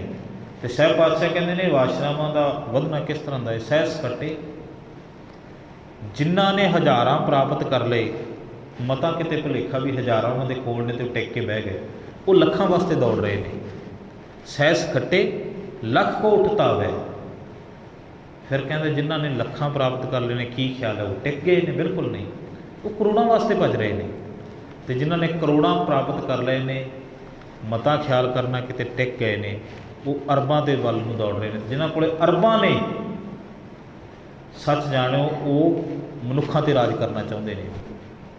ਜਿਹੜੇ ਇਸ ਤਰ੍ਹਾਂ ਦੇ ਲੋਕ ਨੇ ਉਹਨਾਂ ਨੂੰ ਲੁਕਾਈ ਨੇ, ਉਹਨਾਂ ਨੇ ਲੁਕਾਈ ਨੂੰ ਬਹੁਤ ਤੰਗ ਕੀਤਾ। ਇਸ ਤਰ੍ਹਾਂ ਦੇ ਹਵਸੀ ਲੋਕਾਂ ਨੇ, ਜਿਹੜੇ ਮਾਇਆ ਦੀ ਹਵਸ਼ ਦੇ ਵਿੱਚ ਭੱਜ ਰਹੇ ਨੇ ਨਾ, ਉਹਨਾਂ ਦੀ ਹਵਸ਼ ਨੇ ਲੋਕਾਂ ਨੂੰ ਬਹੁਤ ਤੰਗ ਕੀਤਾ। ਜਿਹੜੇ ਵੱਡੇ ਕਾਰਪੋਰੇਟਰ ਨੇ, ਇਹਨਾਂ ਦਾ ਕਾਰਨ ਕੀ ਹੈਗਾ, ਕਿਉਂ ਭੱਜ ਰਹੇ ਨੇ? ਕਿੱਥੇ ਰੱਖਣਾ ਇਹਨਾਂ ਨੇ ਇੰਨਾ ਕੁਝ? ਸਭ ਕੁਝ ਛੱਡ ਕੇ ਜਾਣਾ ਹੈ, ਪਰ ਫਿਰ ਵੀ ਲੋਕਾਂ ਦਾ ਖੂਨ ਚੂਸ ਨੂੰ ਹਟਦੇ ਨਹੀਂ। ਕੋਈ ਚੀਜ਼ ਹੈ 1 ਰੁਪਈਏ ਦੀ ਹੈ, ਇੱਥੋਂ ਤੱਕ ਆਉਂਦੇ 100 ਰੁਪਈਏ ਦੀ ਕਰਕੇ ਵੇਚਦੇ ਨੇ। ਕਾਰਨ ਕੀ ਹੈ? ਵੱਡਾ ਕਾਰਨ ਇਹ ਹੈ ਕਿ ਦਾਅਵੇ ਕਰ ਰੱਖੇ ਨੇ ਜੋ ਕੁਝ ਹੈ ਇਸ ਦੇਸ਼ ਦੇ ਵਿੱਚ ਕਰੰਸੀ ਦੇ ਰੂਪ ਦੇ ਵਿੱਚ, ਸਾਰਾ ਮੇਰੇ ਕੋਲੇ ਹੋਵੇ। ਭਾਵਾਂ ਛਾਤੀ 'ਤੇ ਧਰ ਕੇ ਨਹੀਂ ਲੈ ਕੇ ਜਾਣਾ ਕਿਸੇ ਨੇ। ਜਾਣ ਵਕਤ ਸੂਈ ਵੀ ਨਾਲ ਨਹੀਂ ਜਾਏਗੀ। ਬਾਬੇ ਨੇ ਦੁਨੀ ਚੰਦ ਨੂੰ ਸਮਝਾਇਆ ਸੀ ਇਹ ਗੱਲ, ਪਰ ਨਹੀਂ, ਸੂਈਆਂ 'ਤੇ ਕਿੱਥੇ ਖੜ੍ਹਦੇ ਨੇ। ਸਾਰੀ ਧਰਤੀ ਨੂੰ ਆਪਣੇ ਕਬਜ਼ੇ ਵਿੱਚ ਕਰਨ ਦਾ ਯਤਨ ਕਰੀ ਬੈਠੇ ਨੇ ਕਈ ਤਾਂ। ਇਹੋ ਜਿਹੇ ਰੌਥਸ਼ਾਇਲਡਸ ਦਾ ਮੈਂ ਜ਼ਿਕਰ ਪੜ੍ਹ ਰਿਹਾ ਸੀ, ਦੁਨੀਆ ਦੇ ਬਿਗੇਸਟ ਬੈਂਕਰ ਜਿਨ੍ਹਾਂ ਦਾ ਸਵਿਸ ਦੇ ਵਿੱਚ ਜਿਹੜਾ ਹੈਗਾ ਆਲ ਓਵਰ ਦਾ ਵਰਲਡ ਜਿਹੜਾ ਹੈਗਾ, ਆਲਮੋਸਟ ਸਾਰੀ ਦੀ ਸਾਰੀ ਜਿਹੜੀ ਬਲੈਕ ਮਨੀ ਹੈਗੀ ਸਵਿਸ ਵਿੱਚ ਪਈ ਹੈ, ਰੌਥਸ਼ਾਇਲਡਸ ਦੀ ਉਹ ਸਾਰੀ ਦੀ ਸਾਰੀ ਜਿਹੜਾ ਹੈਗਾ ਉਹ ਸੰਸਥਾ ਹੈਗੀ। ਡਾਕਟਰ ਦਲਜੀਤ ਸਿੰਘ ਨੇ ਇੱਕ ਕਿਤਾਬ ਲਿਖੀ ਸੀ, ਬਦੀ ਦੀ ਜੜ। ਉਹ ਆਪਣੀ ਬੈਂਕਿੰਗ ਨੂੰ, ਤੁਸੀਂ ਇੱਕ ਚੀਜ਼ ਹੈਰਾਨੀ ਨਾਲ ਜਿਹੜਾ ਹੈਗਾ, ਆ ਕਰੋਨਾ ਵਰਗੀਆਂ ਬਿਮਾਰੀਆਂ ਹੁੰਦੀਆਂ ਨੇ, ਐਕਵਾਇਰਡ ਇਮਿਊਨੋ ਡਿਫੀਸ਼ੀਐਂਸੀ, ਏਡਸ ਵਰਗੀਆਂ, ਇਹ ਬਿਮਾਰੀਆਂ ਨਹੀਂ, ਉਹਨਾਂ ਲੋਕਾਂ ਦੇ ਪੈਸੇ ਇਕੱਠੇ ਕਰਨ ਦੇ ਨੁਕਤੇ ਨੇ। ਇਸ ਤਰ੍ਹਾਂ ਦੀਆਂ ਅਫਵਾਹਾਂ ਫੈਲਾਈਆਂ ਜਾਂਦੀਆਂ ਨੇ, ਬਿਮਾਰੀਆਂ ਪੈਦਾ ਕੀਤੀਆਂ ਜਾਂਦੀਆਂ ਨੇ, ਬਾਇਓ ਡਿਸੀਜ਼ ਪੈਦਾ ਕੀਤੀਆਂ ਜਾਂਦੀਆਂ ਨੇ ਧਰਤੀ 'ਤੇ। ਜਦੋਂ ਇਹ ਬੈਂਕਰ ਨਹੀਂ ਸੀ, ਉਦੋਂ ਇਸ ਤਰ੍ਹਾਂ ਦੀਆਂ ਬਿਮਾਰੀਆਂ ਨਹੀਂ ਸੀ ਆਉਂਦੀਆਂ ਲੋਕਾਂ ਨੂੰ। ਸਭ ਕੁਝ ਪਲੈਨਿੰਗ ਦੇ ਤਹਿਤ ਹੁੰਦਾ ਹੈ, ਕਿਉਂਕਿ ਜਿਹੜੀਆਂ ਬਿਮਾਰੀਆਂ ਪੈਦਾ ਕੀਤੀਆਂ ਜਾਣਗੀਆਂ, ਫਿਰ ਗਰਾਊਂਡ ਹੈ ਇੱਕ, ਉਹਨਾਂ ਬਿਮਾਰੀਆਂ ਨੂੰ, ਜਿਨ੍ਹਾਂ ਬਿਮਾਰੀਆਂ ਨੂੰ ਪੈਦਾ ਕੀਤਾ, ਫਿਰ ਉਹਨਾਂ ਦੀਆਂ ਦਵਾਈਆਂ ਵੀ ਪੈਦਾ ਹੋਣਗੀਆਂ। ਅਤੇ ਹੁਣ ਦਵਾਈਆਂ ਫਿਰ ਅਸੀਂ ਘਰਾਂ ਵਿੱਚ ਥੋੜ੍ਹੀ ਨਾ ਬਣਾਵਾਂਗੇ, ਅਸੀਂ ਮੈਡੀਕਲਾਂ ਤੋਂ ਲੈ ਕੇ ਆਉਣੀ। ਮੈਡੀਕਲ ਵਾਲੇ ਆਪ ਥੋੜ੍ਹੀ ਨਾ ਬਣਾਉਂਦੇ ਨੇ, ਉਹ ਮੈਡੀਕੋਜ਼ ਪਿੱਛੋਂ ਜਿਹੜਾ ਉਹਨੂੰ ਸਪਲਾਈ ਹੁੰਦੀ ਹੈ, ਅਤੇ ਜਿਹੜਾ ਸਪਲਾਇਰ ਹੈ ਉਹਨੇ ਪਹਿਲਾਂ ਬਿਮਾਰੀ ਪੈਦਾ ਕੀਤੀ ਅਤੇ ਫਿਰ ਦਵਾਈ ਬਣਾਈ। ਕਿਹੜੀ ਚੀਜ਼ ਵਾਸਤੇ? ਬਸ ਲੋਕਾਂ ਦੀਆਂ ਜੇਬਾਂ ਵਿੱਚ ਜੇ ਪੈਸਾ ਹੈਗਾ ਤਾਂ ਉਹਨੂੰ ਮੈਂ ਕਿਸੇ ਤਰ੍ਹਾਂ ਕੱਢ ਕੇ ਆਪਣੀ ਜੇਬ ਵਿੱਚ ਪਾ ਲਵਾਂ। ਪਰ ਮਤਾਂ ਕਿਤੇ ਮਨ ਵਿੱਚ ਭੁਲੇਖਾ ਪਾਲ ਲਓ, ਕਿਤੇ ਉਹਨਾਂ ਨੂੰ ਨੇੜੋਂ ਹੋ ਕੇ ਦੇਖੋ, ਉਹਨਾਂ ਦੇ ਦੁੱਖ ਵੀ ਹੋਰ ਤਰ੍ਹਾਂ ਦੇ ਨੇ। ਉਹ ਵੀ ਦੁਖੀ ਨੇ, ਸੁਖੀ ਨਹੀਂ, ਸਕੂਨ ਵਿੱਚ ਨਹੀਂ। ਤੁਸੀਂ ਕਿਤੇ ਮੈਂ ਪਿਛਲੇ ਦਿਨਾਂ ਦੇ ਵਿੱਚ ਇੱਕ ਪੜ੍ਹਿਆ ਸੀਗਾ ਇੱਕ ਚੈਪਟਰ, ਦੁਨੀਆ ਦੇ ਬਿਗੇਸਟ ਜਿਹੜੇ ਰਿਚੈਸਟ ਮੈਨ ਨੇ, ਜਿਹੜੇ ਸਭ ਤੋਂ ਦੁਨੀਆ ਦੇ ਸਭ ਤੋਂ ਵੱਡੇ ਅਮੀਰ ਆਦਮੀ, 12 ਦੀ ਹਿਸਟਰੀ ਪੜ੍ਹੀ ਸੀ ਮੈਂ, ਸਾਰੇ ਦੇ ਸਾਰੇ ਆਤਮ ਹੱਤਿਆ ਕਰਕੇ ਮਰੇ ਨੇ। ਆਤਮ ਹੱਤਿਆ ਤਾਂ ਉਹ ਕਰਦਾ ਹੁੰਦਾ, ਜਿਵੇਂ ਦੇਖੋ ਕੱਲ੍ਹ ਇੱਕ ਘਟਨਾ ਵਾਪਰੀ, ਤੁਸੀਂ ਸੁਣਿਆ ਹੋਵੇਗਾ, ਉਹ ਮਾਂ ਜਿਹੜੀ ਹੈਗੀ ਉਹ ਕੈਂਸਰ ਦੇ ਨਾਲ ਮਰ ਗਈ। ਪਿਤਾ ਦੇ ਕੋਲ ਕੋਈ ਆਪਸ਼ਨ ਨਹੀਂ ਬਚਿਆ, ਕੋਈ ਪੈਸਾ ਨਹੀਂ ਸੀ, ਕਰਜ਼ਾਈ ਸੀ। ਆਪਣੇ 3 ਬੱਚਿਆਂ ਨੂੰ, ਇੱਕ 2 ਸਾਲ ਦਾ ਸੀ, 3.5 ਸਾਲ ਦਾ, ਇੱਕ 5.5 ਸਾਲ ਦਾ, ਤਿੰਨਾਂ ਨੂੰ ਪਹਿਲਾਂ ਆਪ ਫਾਹੇ ਲਾ ਦਿੱਤਾ ਅਤੇ ਫਿਰ ਉਹਨੇ ਫਾਹਾ ਲੈ ਲਿਆ। ਹਮੀਰਗੜ੍ਹ ਕੋਈ ਪਿੰਡ ਹੈਗਾ ਇੱਥੇ ਨੇੜੇ। ਇਸ ਤਰ੍ਹਾਂ ਦਾ ਕੋਈ ਮਨੁੱਖ ਹੈਗਾ ਜਿਹੜਾ ਜ਼ਿੰਦਗੀ ਦੇ ਵਿੱਚੋਂ ਸਰਕ ਪਾਸਿਓਂ ਹਾਰ ਗਿਆ। ਉਹਦਾ ਤਾਂ ਸਮਝ ਆਉਂਦੀ ਵੀ ਬੰਦੇ ਨੇ ਫਾਹਾ ਲੈ ਲਿਆ, ਸੁਸਾਈਡ ਅਟੈਂਪਟ ਕਰ ਲਿਆ। ਭਾਈ ਇਹਦੇ ਕੋਲ ਤਾਂ ਕੋਈ ਆਪਸ਼ਨ ਹੀ ਨਹੀਂ ਸੀ ਬਚਿਆ, ਮਾਨਸਿਕ ਤੌਰ 'ਤੇ ਪਰੇਸ਼ਾਨ ਹੋ ਗਿਆ ਸੀ, ਹੁਣ ਇਹਦੇ ਕੋਲ ਕੋਈ ਰਾਹ ਨਹੀਂ ਸੀ। ਹੁਣ ਜਿਹੜੇ ਬੰਦੇ ਦੇ ਕੋਲ ਹਜ਼ਾਰਾਂ ਅਰਬਾਂ ਰੁਪਈਆ ਪਿਆ ਹੈਗਾ ਅਤੇ ਉਹ ਬੰਦਾ ਫਾਹਾ ਲੈ ਕੇ ਮਰੇ, ਅਤੇ ਫਿਰ ਸਮਝ ਨਹੀਂ ਆਉਂਦੀ ਕਿਉਂ ਮਰਿਆ। ਸੱਚ ਜਾਣਿਓ, 4 ਚੁਫੇਰੇ ਦਾਅਵੇ ਕਰ ਕਰਕੇ ਰਾਹ ਹੀ ਕੋਈ ਨਹੀਂ ਸੀ ਛੱਡਿਆ। ਗਰੀਬ ਬੰਦੇ ਦਾ ਰਾਹ ਗਰੀਬੀ ਬੰਦ ਕਰ ਲੈਂਦੀ ਹੈ, ਅਤੇ ਅਮੀਰ ਦਾ ਰਾਹ ਉਹਦੀ ਅਮੀਰੀ ਬੰਦ ਕਰ ਲੈਂਦੀ ਹੈ। ਤੁਹਾਨੂੰ ਪਤਾ ਹੈ, ਜਿਹੜੇ ਦੁਨੀਆ ਦੇ ਸਭ ਤੋਂ ਅਮੀਰ ਬੰਦੇ ਨੇ, ਉਹ ਧਰਤੀ ਦੇ ਉੱਤੇ, ਆਮ ਧਰਤੀ 'ਤੇ ਪੈਰ ਵੀ ਨਹੀਂ ਰੱਖ ਸਕਦੇ। ਆਪਣੀ ਜ਼ਿੰਦਗੀ ਵਿੱਚ ਵੱਝ ਕੇ ਰਹਿ ਗਏ ਨੇ। ਉਹ ਕਾਹਦੇ ਕਰਕੇ? ਜਿਹੜੇ 4 ਚੁਫੇਰੇ ਦਾਅਵੇ ਕੀਤੇ। ਹੁਣ ਜਿਹੜੇ ਸੋ ਕਾਲਡ ਚਲੋ ਉੱਥੇ ਬੈਠੇ ਤਾਂ ਚਲਾ ਰਹੇ ਨੇ, ਅਤੇ ਬੰਦਿਆਂ ਦੇ ਇੱਥੇ ਪੰਜਾਬ ਦੀ ਧਰਤੀ 'ਤੇ ਕੋਈ ਬੰਦਾ ਆ ਕੇ ਦੇਖੇ ਖਾਂ ਆਜ਼ਾਦ ਹੋ ਕੇ ਲੰਘ ਸਕਣਗੇ, ਜਿਸ ਤਰ੍ਹਾਂ ਅਸੀਂ ਲੰਘ ਜਾਂਦੇ ਕਿਸੇ ਸੜਕ ਵਿੱਚ ਦੀ। ਜਦੋਂ ਮਨ ਕਰਦਾ ਅਸੀਂ, ਸਾਡੇ ਕੋਲ ਮੋਟਰਸਾਈਕਲ ਨੇ, ਸਾਡੇ ਕੋਲ ਸਾਈਕਲ ਹੈ, ਗੱਡੀ ਹੈ, ਜੀ ਕਰਦਾ ਵੀ ਮੈਂ ਬਠਿੰਡੇ ਤੱਕ ਜਾ ਆਵਾਂ, ਅਤੇ ਫਿਰ ਅਸੀਂ ਤਾਂ ਜਦੋਂ ਮਨ ਕਰਦਾ ਜਾ ਸਕਦੇ ਹਾਂ। ਅਤੇ ਕੋਈ ਐਸਾ ਬੰਦਾ ਜਿਹੜਾ ਆਪਣੇ ਆਪ ਵਿੱਚ ਹੀ ਤੜਿਆ ਹੋਇਆ, ਉਹਨੇ ਜਾਣਾ ਵੀ ਹੈ ਅਤੇ ਪਹਿਲਾਂ ਟਾਈਮ ਫਿਕਸ ਕੀਤਾ ਜਾਏਗਾ, ਫਿਰ ਜਿਹੜੇ ਰਸਤੇ ਜਾਣਾ ਪਹਿਲਾਂ ਉਹ ਰਾਹ ਨੂੰ ਸਵਾਰੋ, ਉਹ ਕਿਤੇ ਰਸਤੇ ਵਿੱਚ ਕੋਈ ਬੰਬ ਤਾਂ ਨਹੀਂ ਲੱਗ ਗਿਆ। ਉਹ ਸਾਨੂੰ ਘੱਟੋ ਘੱਟ ਇਹ ਡਰ ਤਾਂ ਨਹੀਂ ਹੈ। ਬੰਦੇ ਨੇ ਬੰਨ੍ਹ ਲਿਆ ਆਪਣੇ ਆਪ ਨੂੰ, ਅਤੇ ਬੰਨਿਆ ਕਿਹੜੀ ਚੀਜ਼ ਨਾਲ? ਜਿਹੜੇ ਦਾਅਵੇ ਕੀਤੇ ਨੇ। ਅਤੇ ਸੱਚ ਜਾਣੋ, ਇਹ ਕੋਈ ਬਹੁਤਾ ਚਿਰ ਜਿਹੜੇ ਦਾਅਵੇ ਰਹਿੰਦੇ ਨਹੀਂ ਹੁੰਦੇ। ਜਿਹੜਾ ਬੰਦਾ ਕਹਿੰਦਾ ਨਾ ਮੈਂ ਇਹ ਕਰ ਦਿਆਂਗਾ, ਮੈਂ 2020 ਤੱਕ ਆਹ ਕਰ ਦਿਆਂਗਾ, ਅੱਜ ਮੈਂ RSS ਵਰਗੀਆਂ ਸੰਸਥਾਵਾਂ ਲੱਗੀਆਂ ਹੋਈਆਂ ਨੇ, ਅਸੀਂ ਜੀ ਹਿੰਦੂ ਰਾਸ਼ਟਰ ਬਣਾ ਦਿਆਂਗੇ 2020 ਤੱਕ, 2024 ਤੱਕ ਆਹ ਕਰ ਦਿਆਂਗੇ। ਇਹ ਤਾਂ ਝੂਠੇ ਦਾਅਵੇ ਨੇ। ਕੋਈ ਵੀ ਧਰਤੀ ਨੂੰ ਕੋਈ ਆਪਣੀ ਮਰਜ਼ੀ ਨਾਲ ਅੱਜ ਤੱਕ ਚਲਾ ਸਕਿਆ? ਬਿਲਕੁਲ ਨਹੀਂ। ਇੱਥੇ ਤਾਂ ਉਹ ਲੋਕ ਵੀ, ਇਹ ਤਾਂ ਚਲੋ ਅਜੇ ਬਣਾਉਣ ਦੀਆਂ ਸੋਚਾਂ ਨੇ। ਇਸ ਤਰ੍ਹਾਂ ਦੇ ਬੰਦੇ ਵੀ ਧਰਤੀ 'ਤੇ ਆ ਕੇ ਗਏ ਨੇ, ਜਿਨ੍ਹਾਂ ਨੇ ਕਿਹਾ ਵੀ ਮੇਰੇ ਨਾਮ ਤੋਂ ਬਿਨਾਂ ਕਿਸੇ ਦਾ ਨਾਮ ਵੀ ਨਹੀਂ ਲੈਣਾ। ਕੀ ਬਣਿਆ ਉਹਨਾਂ ਦਾ? ਗੁਰਬਾਣੀ ਵਿੱਚ ਜ਼ਿਕਰ ਹੈ। ਹਰਨਾਕਸ਼ ਇਹ ਗੱਲ ਕਹਿੰਦਾ ਸੀ ਕਿ ਤੁਸੀਂ ਜੇ ਪਾਣੀ ਪੀਣਾ ਹੈ, ਤਾਂ ਇਹ ਕਹਿਣਾ ਇਹ ਪਾਣੀ ਹਰਨਾਕਸ਼ ਦਾ ਦਿੱਤਾ ਹੋਇਆ। ਜਲੇ ਹਰਨਾਕਸ਼, ਧਰਤੀ 'ਤੇ ਕਦਮ ਰੱਖਦੇ ਹੋ, ਇਹ ਨਹੀਂ ਕਹਿਣਾ ਇਹ ਧਰਤੀ ਰੱਬ ਦੀ ਬਣਾਈ ਹੈ। ਉਹ ਕਹਿੰਦੇ ਇਹ ਕਹਿਣਾ ਹੈ ਜਿਹੜੀ ਧਰਤੀ 'ਤੇ ਪੈਰ ਰੱਖਣੇ, ਇਹਦੇ ਵਿੱਚ ਹਰਨਾਕਸ਼ ਹੈ। ਉਰੇ ਹਰਨਾਕਸ਼, ਪਰੇ ਹਰਨਾਕਸ਼। ਅਤੇ ਉਹਦੇ ਆਪਣੇ ਘਰ ਵਿੱਚ ਇੱਕ ਐਸਾ ਬੱਚਾ ਪੈਦਾ ਹੋ ਗਿਆ ਜਿਹੜਾ ਕਹਿੰਦਾ ਜਲੇ ਹਰੀ, ਥਲੇ ਹਰੀ, ਉਰੇ ਹਰੀ, ਪਰੇ ਹਰੀ, ਹਰੀ ਹਰੀ, ਕੀ ਹਰੀ। ਇਹੋ ਜਿਹਾ ਬੱਚਾ ਪੈਦਾ ਹੋ ਗਿਆ ਉਹਦੇ ਆਪਣੇ ਘਰ ਵਿੱਚ।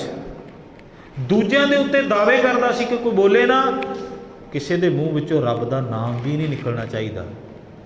ਅਤੇ ਅਖੀਰ ਨੂੰ ਆਪਣੇ ਘਰ ਵਿੱਚ ਐਸਾ ਬਾਲਕ ਪੈਦਾ ਹੋਇਆ ਜਿਹੜਾ ਕਹਿੰਦਾ ਮੈਂ ਤੇਰਾ ਨਾਂ ਲਾਂਗੀ ਨਹੀਂ, ਮੈਂ ਤਾਂ ਰਾਮ ਤੋਂ ਬਿਨਾਂ ਉਹ ਦੂਜਾ ਸ਼ਬਦ ਹੀ ਨਹੀਂ ਬੋਲਣਾ। ਉਹ ਕਹਿੰਦੇ ਪੱਟੀ ਲਿਖਣ ਲਾਓ, ਉਹਨੇ ਪੱਟੀ ਦੇ ਉੱਤੇ ਵੀ ਰਾਮ ਲਿਖਣਾ। ਉਹ ਕਹਿੰਦੇ ਨਹੀਂ, ਹਰਨਾਕਸ਼ ਲਿਖ, ਸੰਡਾ ਮਰਕਾ ਜਾਏ ਸਮਝਾਏ। ਉਹ ਕਹਿੰਦੇ ਸਮਝਾਉਂਦੇ ਨੇ, ਗੁਰੂ ਅਮਰਦਾਸ ਸਾਹਿਬ ਪਾਤਸ਼ਾਹ ਨੇ ਜ਼ਿਕਰ ਕੀਤਾ ਬਾਣੀ ਵਿੱਚ। ਉਹ ਕਹਿੰਦੇ ਤੂੰ ਛੱਡ ਇਸ ਰਾਮ ਨੂੰ, ਆਪਣੇ ਪਿਤਾ ਦਾ ਨਾਂ ਲਿਖ, ਸਾਰੀ ਦੁਨੀਆ ਜਪ ਰਹੀ ਤੇਰੇ ਪਿਓ ਦਾ ਨਾਂ। ਉਹ ਕਹਿੰਦਾ ਨਹੀਂ, ਤੁਹਾਨੂੰ ਪਤਾ ਨਹੀਂ ਅਸਲ ਪਿਤਾ ਕੌਣ ਹੈ, ਤੁਸੀਂ ਤਾਂ ਜਪ ਰਹੇ ਹੋ। ਇਹੋ ਜਿਹੇ ਤਾਂ ਪਤਾ ਨਹੀਂ ਕਿੰਨੇ ਕੋ ਪੈਦਾ ਕਰਕੇ ਉਹਨਾਂ ਨੂੰ ਸਮਾਪਤ ਕਰਨ ਦੀ ਸਮਰੱਥਾ ਰੱਖਦਾ ਹੈ, ਜਿਹਦਾ ਮੈਂ ਨਾਮ ਜਪਦਾ। ਦਾਅਵਾ ਨਹੀਂ। ਤਾਂ ਅੱਜ ਦੇ ਇਸ ਪਾਵਨ ਸ਼ਬਦ ਵਿੱਚ ਬਾਬਾ ਕਬੀਰ ਸਾਹਿਬ ਕਹਿੰਦੇ ਨੇ, ਕਹਿੰਦੇ ਜਿਸ ਦਿਨ ਬੰਦਾ ਜਿੰਨੇ ਦੇਰ ਸਮਝਦਾ ਹੈ ਨਾ ਦੇਣ ਵਾਲਾ ਕੋਈ ਹੋਰ ਹੈ, ਅਸੀਂ ਵਰਤਣ ਵਾਲੇ ਹਾਂ, ਅਤੇ ਓਨੀ ਦੇਰ ਤੱਕ ਸਾਡੇ ਅੰਦਰ ਹੰਗਤਾ ਨਹੀਂ ਆਵੇਗੀ, ਮੰਗਤੇ ਸਮਝਾਂਗੇ। ਜਿਸ ਦਿਨ ਆਪਣੇ ਆਪ ਨੂੰ ਓਨਰ, ਮਾਲਕ ਸਮਝਣ ਲੱਗ ਪਏ, ਫਿਰ ਉਹਦਾ ਦਾਅਵਾ ਪੈਦਾ ਹੋ ਜਾਂਦਾ। ਫਿਰ ਉਸ ਚੀਜ਼ ਦਾ ਹਰ ਵਕਤ ਡਰ ਲੱਗਿਆ ਰਹਿੰਦਾ, ਜਿਹੜੀ ਮੇਰੀ ਹੈ ਕਿਸੇ ਹੋਰ ਦੀ ਨਾ ਹੋ ਜਾਵੇ, ਜਿਹੜਾ ਪਦਾਰਥ ਮੇਰਾ ਹੈ ਕਿਸੇ ਹੋਰ ਦਾ ਨਾ ਹੋ ਜਾਵੇ, ਜਿਹੜੀ ਜ਼ਮੀਨ ਮੇਰੀ ਹੈ ਕੋਈ ਹੋਰ ਨਾ ਲੈ ਜਾਵੇ। ਸੋ ਇਹ ਡਰ ਮਨੁੱਖ ਨੂੰ ਭੈ ਮਰਵੇ ਕੋ ਬਿਸਰਤ ਨਾਹੀਂ ਤੇ ਚਿੰਤਾ ਕਰ ਜਾਵੇ। ਇਹ ਡਰ ਮਨੁੱਖ ਨੂੰ ਹਰ ਵਕਤ ਸਤਾਉਂਦਾ ਰਹਿੰਦਾ ਹੈ। ਦਾਵਾ ਕਾਹੋਂ ਕੋ ਨਹੀਂ, ਵੱਡੋ ਦੇਸ਼ ਵੱਡ ਰਾਜ। ਨਾ ਵੱਡੇ ਦੇਸ਼ ਦਾ, ਨਾ ਵੱਡੇ ਰਾਜ ਦਾ ਕੋਈ ਦਾਵਾ ਨਹੀਂ। ਫਕੀਰੀ ਦੇ ਵਿੱਚ ਜੀਵਨ ਜਿਨ੍ਹਾਂ ਨੇ ਜਿਉਣਾ ਸ਼ੁਰੂ ਕਰ ਦਿੱਤਾ, ਤਾਂ ਪਦਾਰਥਾਂ ਨੂੰ ਵਰਤੋ, ਪਰ ਕਹਿਣ ਲੱਗੇ ਵਰਤਣ ਦੇ ਵਕਤ ਚੇਤਾ ਰੱਖੋ ਕਿਸੇ ਦੇ ਦਿੱਤੇ ਹੋਏ ਨੇ ਅਤੇ ਮੈਂ ਇਹਨਾਂ ਨੂੰ ਵਰਤਣਾ ਹੈ ਠੀਕ ਢੰਗ ਨਾਲ, ਮੈਂ ਵਰਤਣ ਵਾਲਾ ਹਾਂ। ਜਦੋਂ ਇਸ ਗੱਲ ਦਾ ਖਿਆਲ ਰਹੇਗਾ, ਅਸੀਂ ਕਿਸੇ ਦੇ ਦਿੱਤੇ ਨੂੰ ਜਦੋਂ ਵਰਤਾਂਗੇ ਤਾਂ ਬੜੇ ਇਹਤਿਆਤ ਨਾਲ ਵਰਤਾਂਗੇ। ਸੋ ਇੰਨੀਆਂ ਕੁ ਬੇਨਤੀਆਂ ਪ੍ਰਵਾਨ ਕਰਨੀਆਂ ਜੀ। ਹੁਣ ਤਾਈਆਂ ਲਿਖੀਆਂ ਦੇ ਜਾ ਕੇ ਫੁੱਲਾਂ ਸਾਡੀਆਂ 24 ਸਾਡੀ ਚੰਗੀਆਂ ਗੱਲਾਂ ਗੁਰਾਂ